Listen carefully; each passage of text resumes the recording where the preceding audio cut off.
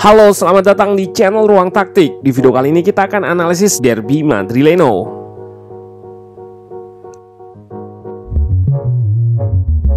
Clean sheet keempat secara berurutan bagi Real Madrid setelah sebelumnya menang 2-0 atas juara Italia, Inter Milan. Lalu berurutan Sociedad dan Bilbao yang semuanya berakhir dengan nirbobol.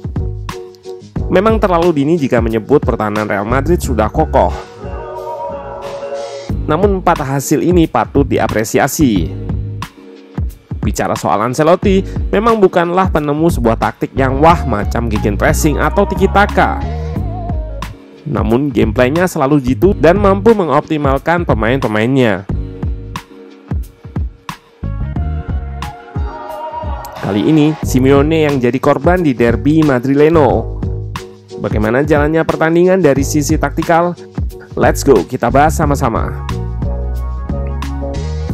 Real Madrid turun dengan formasi 4-3-3 dengan trio Modric, Kroos, Casemiro, di tengah menopang Benzema, Asensio, dan Vinicius.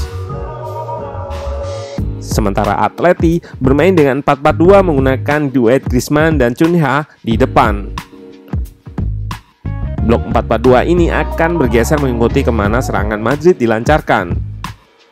Game plan Madrid terlihat jelas di awal match. Kroos sebagai pengatur serangan turun untuk menjauhi dua presser Atletico. Taktik ini sekaligus untuk mendorong Mendy lebih naik guna memperbanyak pemain di sisi sayap kiri karena di belakang sudah tercover dengan 3 pemain.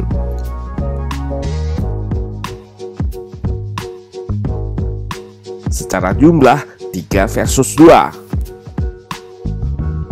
Dengan Kroos yang jauh dari pressure, Real Madrid bisa mengontrol possession.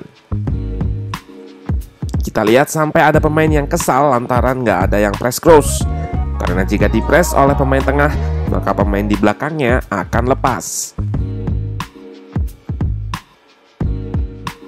Di sini kita lihat juga Asensio yang bergerak dari sayap kanan ke sayap kiri.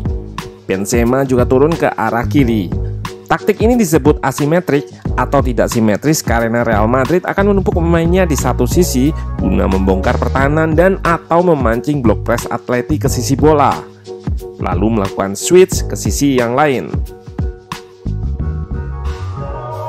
Switch ini tujuannya merusak atau disorganisasi shape bertahan lawan, karena harus bergeser dari kanan ke kiri secara cepat. Lalu pemain lain akan bergerak ke sayap guna melakukan overload atau mengeroyok back sayap lawan. Namun Atleti relatif bisa bertahan akan taktik ini.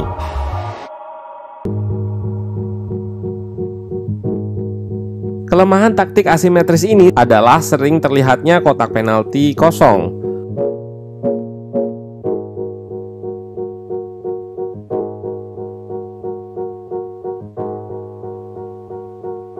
Hal ini juga yang membuat XG atau nilai peluang Real Madrid kecil. Bahkan kalah sama Atleti lantaran memang nggak banyak peluang dengan nilai tinggi atau dekat gawang yang terjadi.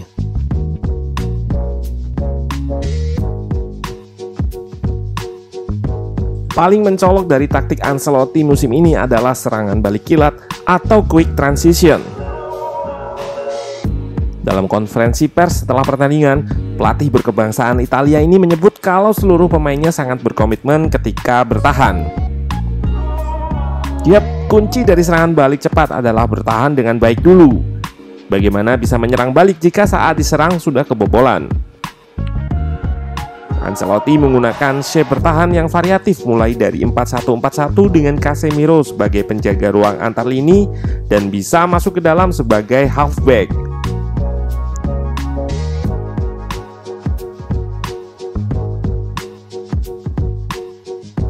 Atau 4-4-2 dengan menambah jumlah pressure di depan.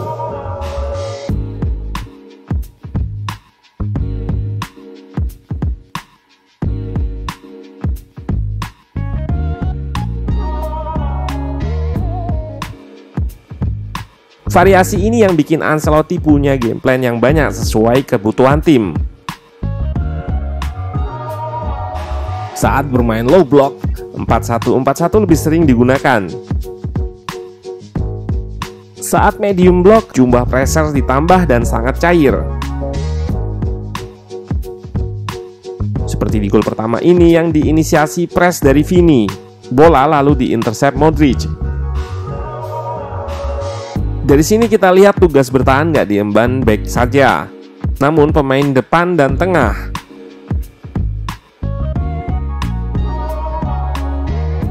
Lalu serangan balik kilat dilancarkan dan Benzema yang produktif musim ini berhasil mengeksekusi umpan Vini dengan cantik.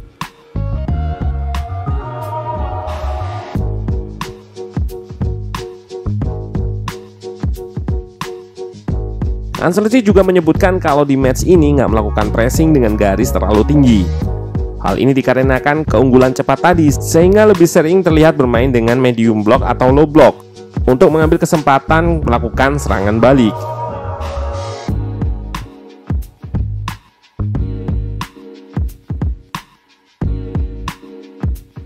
Namun kurang tepat juga jika menyebut Madrid bermain reaktif hanya mengandalkan serangan balik.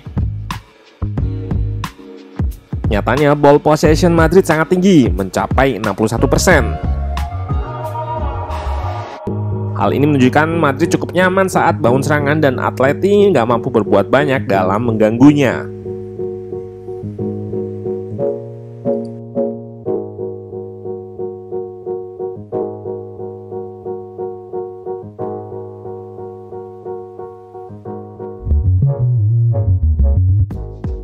Gol kedua Real Madrid dari skema build up mengandalkan passing range atau akurasi mengirim umpan yang jitu. Lini tengah Atleti terpancing Casemiro dan Modric yang turun meminta bola. Trio lini tengah yang kerap berubah-ubah posisi ini membuat Kroos bebas di ruang antar lini. Jovic yang juga tampil baik di beberapa laga terakhir melakukan tugasnya sebagai pemantul dengan baik. Serangan balik ini dieksekusi dengan presisi oleh Asensio. Setelah pertandingan, Ancelotti mengingatkan bahwa di musim 2014 dan 2015, Real Madrid juga mengawali dengan kemenangan beruntun sampai 22 pertandingan. Namun di paruh kedua bisa drop dan ini jadi hal yang diwaspadainya meski sudah mengantongi 10 kemenangan beruntun. Yap, euforia fans Real Madrid boleh saja tinggi. Namun ingat juga Ancelotti perlu merotasi dengan baik skuadnya. Terlebih pilar utama sudah berusia 30-an. Akan sangat riskan jika ada yang cedera dan pemain pengganti nggak bisa perform.